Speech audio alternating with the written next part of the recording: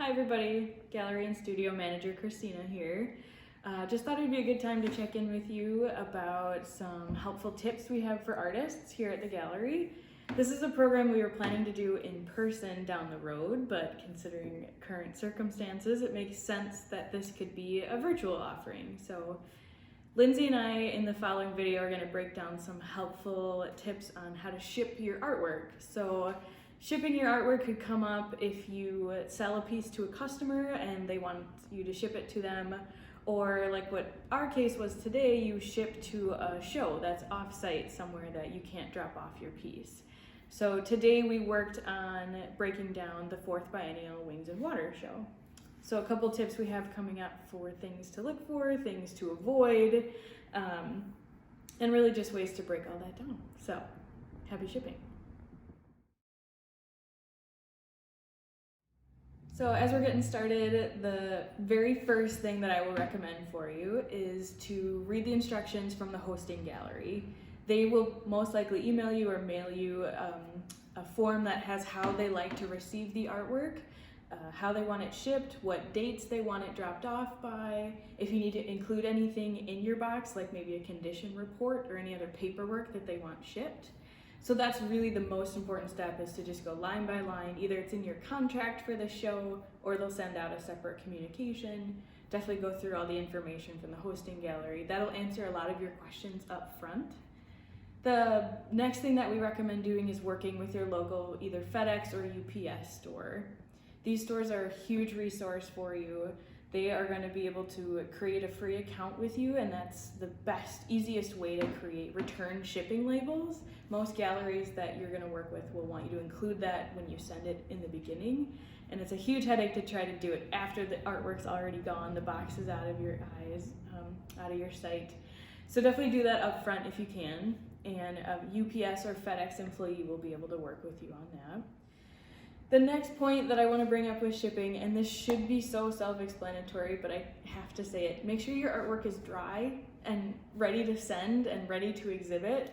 We've had wet artwork dropped off before, unfortunately, so especially you oil painters out there, give yourself lots of time. Make sure that the way they have requested a display method is met in your artwork. So if they say we want a wire on the back, or no sawtooth hangers, things like that. So that kind of goes back to the following directions point. And the other thing that I want to bring up is knowing the dimensions of your artwork is going to be really helpful when you take it to someplace like FedEx or UPS. They'll help you be able to get your product recommendations. Sometimes they'll pack it for you, and then that totally takes the trouble out of your hands. And so FedEx and UPS are going to be the best resource for you. This is an option that we really encourage artists to take advantage of, especially if you're someone who enters a lot of shows that are off-site, you're shipping artwork often. This is a really great reusable option for artwork, and that is these foam pads. They come in a box. You can have all different range of sizes, and it comes with these foam pads, and then you can cut the centerpiece to fit whatever size of artwork you're shipping. And then that just gets sandwiched in the foam, and the artwork slides right in just like that. We put this on top, and it's ready to head home. So this is a really good option for shipping artwork. Like I said, again, if you ever need to change out a piece, then you can just change the size of the middle foam and you can still reuse this part. So it's a really great investment if you're going to be shipping a lot. And I'll put a link where you can purchase these items at the bottom of this video. All right, so one other option that you can use if you don't want to purchase the foam box thing, if it's not something you plan to reuse, you just maybe need to ship it once. For instance, if a customer purchased your piece and you're not shipping it back and forth, you're just doing one time, something that's important to remember, the most fragile part of any artwork is the corners of a frame. So these are going to be your best friend. These are just pieces of cardboard. They come in multi-packs. They come flat and you can unfold them like this. They're adjustable with different sizes to fit different size frames. These are going to be your best friend even if you're just moving it down the street. You want to protect the corners of your artwork.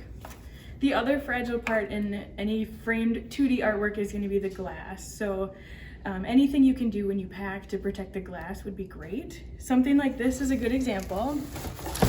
Nothing too high-tech or fancy here. This is a good size box for the piece, and then 2 large sheets of styrofoam. These will keep it in place and they'll keep it from moving side to side at all during shipment. So a good option if it's just a one-time ship or a little bit more affordable choice for you. Okay, so this is on our list of please don't do this when you're shipping your artwork. All of this material is what the art piece was wrapped in, and that's actually not the problem. That's okay. It's when you open up a box like this and have the surprise of packing peanuts. So why packing peanuts? They seem like a good idea because they'll protect the artwork. But when you take artwork out of a box with packing peanuts, the peanuts go everywhere. And the only way to really unpack the box is to dump all the peanuts into another container, a large container, so that you can take the artwork out, and then you dump the peanuts back in, you have to save it. It is a mess. They go everywhere. And when you're unpacking 50 or 60 boxes in a day, it's not very fun. So as you'll see from our other video clips, there are many other ways to package without having to resort to packing peanuts. Please say no to packing peanuts.